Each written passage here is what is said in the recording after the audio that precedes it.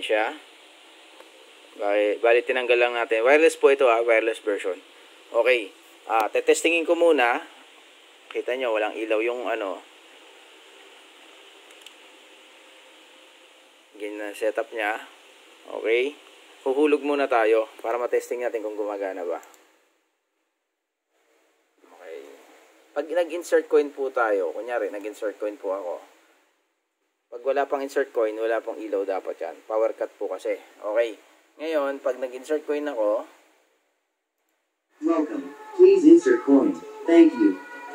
Oops. Wait. Mali. Ito. Welcome. Please insert coin. Thank you. Okay.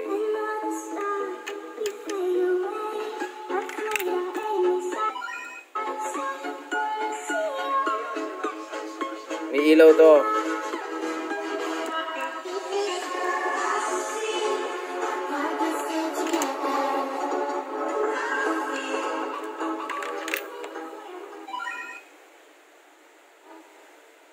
₱10. Okay. End ko na. Okay. Yan po. Ngayon, ipakikita ko sa inyo yung settings. No? Settings ng Subvendo. Paano isa-set. Pins. Yan po yung settings niya. Okay. Ito po ay D1. GPIO 5. D1 po ito. D1. GPIO 5. Relay. D8. GPIO 15. Okay? Save nyo po. Pag sinave nyo yan, magbiblink yung lead lights. Yan. Isa pa. Yan.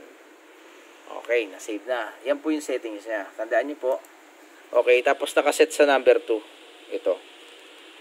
Okay, that's it. Maraming salamat mga boss. Magandang umaga po sa inyo lahat.